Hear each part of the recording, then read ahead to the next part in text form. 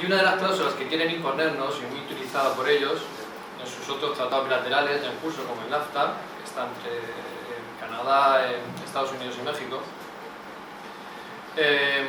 es la cláusula ISDS, la que estoy comentando, mediante la cual se someterá a unos tribunales de arbitraje secretos las controversias surgidas entre una empresa transnacional y un Estado.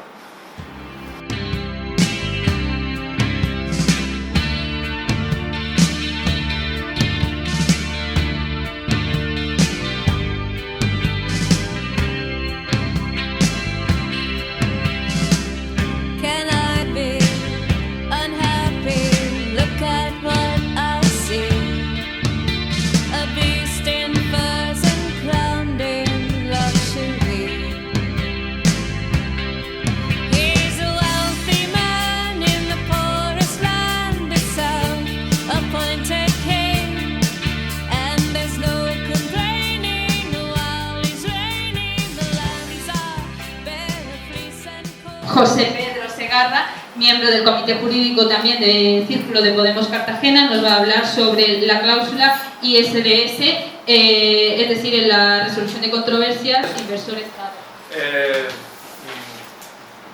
Sálvese quien pueda. ¿Qué va a ser nuestro ordenamiento jurídico y de la soberanía nacional? Y perdonad que haya empezado por el epílogo. La cláusula ISDS es una cláusula que se va a introducir en este tratado internacional. Son siglas en inglés que significa Investor State Dispute Settlement, que traducido es la resolución de disputas, cómo se va a resolver las disputas existentes entre los inversores, los multinacionales o las empresas transnacionales con los estados.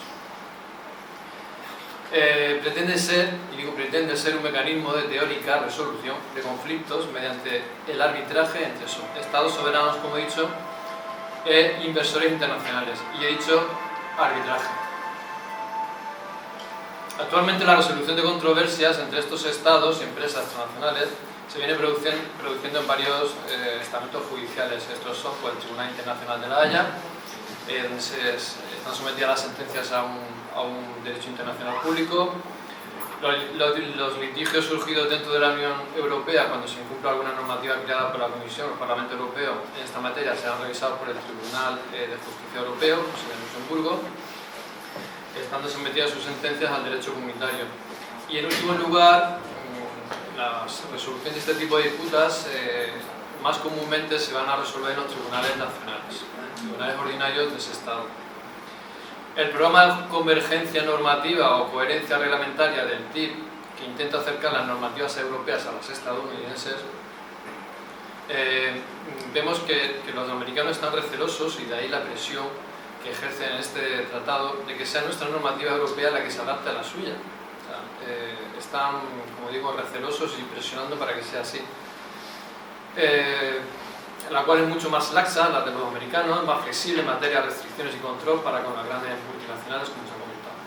Y una de las cláusulas que quieren imponernos, y muy utilizada por ellos en sus otros tratados bilaterales ya en curso, como el NAFTA, que está entre Canadá, Estados Unidos y México, es la cláusula ISDS, la que estoy comentando, mediante la cual se someterá a unos tribunales de arbitraje secretos las controversias surgidas entre una empresa transnacional y un Estado. Es un mecanismo de arbitraje basado en procedimientos, como digo, secretos, gestionados por bufetes internacionales que preferentemente trabajan para las grandes corporaciones y por lo tanto procuran exista la mayor información posible de acceso público. Y cuando esto sea así, nos preguntaremos ¿qué ocurrirá entonces con los tribunales nacionales, europeos e internacionales que he comentado antes? Pues muy sencillo, se quedarán sin uso y vacíos de competencia. ¿Entendéis ahora por qué he empezado diciendo sálvese quien pueda? ¿Qué va a ser de nuestro ordenamiento jurídico y la soberanía de nuestro Estado? Mediante esta cláusula de protección especial al inversor llegaríamos a darle a este un empoderamiento supranacional. La inclusión en este tratado del ISDS supone que las controversias existentes entre el Estado y la empresa multinacional, como comentaba, sean resueltas por tribunales secretos con presencia de las propias corporaciones, que es lo más gracioso. Las propias corporaciones van a poner a sus abogados para que resuelvan estos conflictos. Y podemos decir que este es uno de los puntos más conflictivos. Con la concesión a las corporaciones del derecho a demandar a los gobiernos ante los tribunales de arbitraje internacional sobre las decisiones de sus políticas públicas que puedan influir negativamente en sus resultados, podría suponer la anulación de leyes y reglamentos aprobados por los parlamentos nacionales. Mandamos al garete la soberanía nacional. A través de estas disposiciones cambia el estatus jurídico de los estados, donde estos son los que se someten a las corporaciones en lugar de ser al revés. Así pues, la amenaza más grande que se deriva del TTIP quizás sea su intención de conceder a las corporaciones internacionales el poder de demandar directamente a los países concretos con pérdidas en sus áreas de competencia como resultado de decisiones de política pública. Esta disposición para la resolución de disputas entre inversores y estados no tiene parangón en sus consecuencias, pues se equipara la condición jurídica del capital transnacional a la del Estado-nación. Si se aprueba el TTIP, se le otorgará a las corporaciones europeas y estadounidenses el poder de cuestionar decisiones democráticas tomadas por estados soberanos y de pedir indemnizaciones cuando estas decisiones afecten de forma adversa a sus beneficios. Sabéis por qué vamos a ser gobernados entonces, ¿no? Los Estados Unidos han insistido en incluir el ISDS en casi todos sus acuerdos bilaterales de inversión hasta la fecha, y solamente Australia ha conseguido ser la excepción. Se permite a los inversores evitar los tribunales nacionales y presentar sus demandas directamente en tribunales de arbitraje internacionales. Ya os he dicho cómo funcionan estos tribunales, incumpliendo la norma tradicional de agotar las posibilidades a nivel local antes de recurrir a un tribunal internacional. En algunos casos, fijaros la argucia o la ingeniería jurídica donde llega, compañías nacionales se han reinventado para pasar por inversores extranjeros y así poder sacar provecho de los privilegios que concede el ISDS, demandando a su propio gobierno.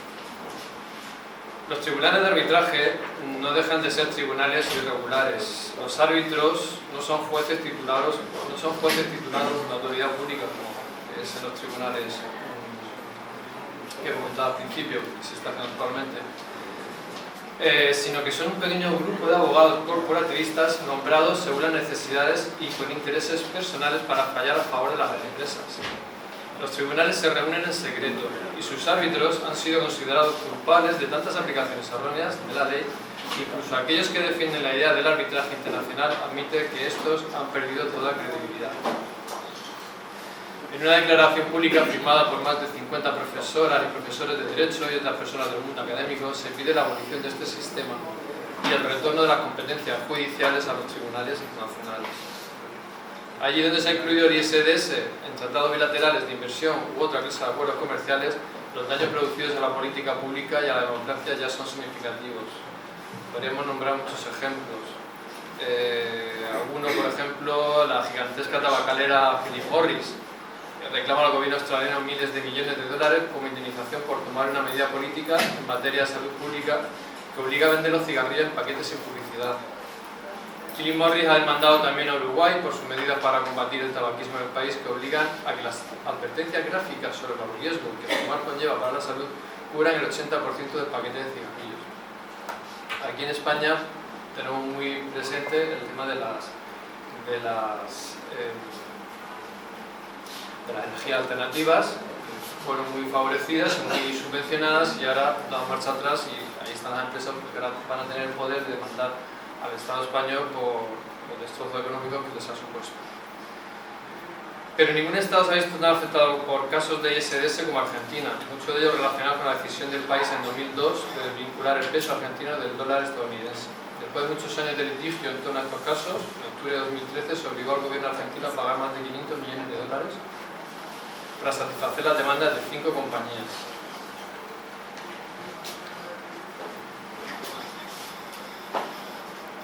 El uso de los procesos de ISDS por parte de las corporaciones internacionales se está extendiendo como una pandemia. Se sabe que se han presentado más de 500 casos contra al menos 95 países, 400 solamente en los últimos 10 años. Y se sospecha que se han iniciado mucho más sin que se haya hecho público, dado el secretismo con el que se lleva a cabo los procesos. La Comisión Europea ya ha decidido qué tipo de sistema de ISDS desea incluir en el TIP. Sin embargo, su postura ha levantado críticas por parte de grupos de la sociedad civil, como muestra la carta conjunta remitida por 200 organizaciones europeas, estadounidenses e internacionales en diciembre de 2013, y también por parte de numerosos Estados miembros de la Unión Europea.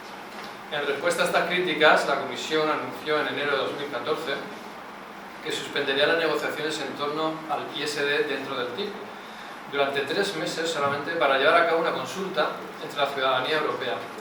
Comentarios posteriores realizados por Karel de Gucht, el anterior comisario de Comercio de la Unión Europea, que ahora es Cecilia Malmström, revelan que lo que se pretende con ello es convencer a la opinión pública escéptica sobre las bondades del ISDS y en ningún caso replantearse la postura de la Comisión. Muchos países de la Unión Europea y terceros países, entre ellos Alemania, Francia, Indonesia, Australia, Japón, Sudáfrica, Brasil, así como de América del Sur, han expresado su oposición a esta cláusula ISDS. Sus objeciones se basan en la experiencia adquirida sobre el uso de este mecanismo por parte de algunas empresas, que ha sido, según el EPA, particularmente perjudicial en el campo de la salud pública.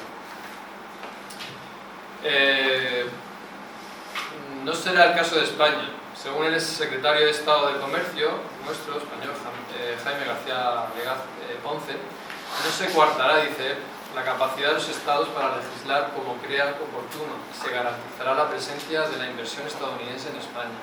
Es lo que el hecho de la Unión Europea y sus Estados adoptar y ejecutar, de acuerdo con sus respectivas competencias, las medidas necesarias para perseguir legítimamente sus objetivos, en este caso en salud pública. ¿Creéis que va a ocurrir así? Tiempo al tiempo. Dice el artículo 1.2 de la Constitución Española, y termino, que la soberanía nacional reside en el pueblo español, del que emanan los poderes del Estado. Pues bien, de aprobarse este tratado, deberíamos modificarlo, el artículo constitucional, y decir que la soberanía nacional reside en las multinacionales. Sábese que puede.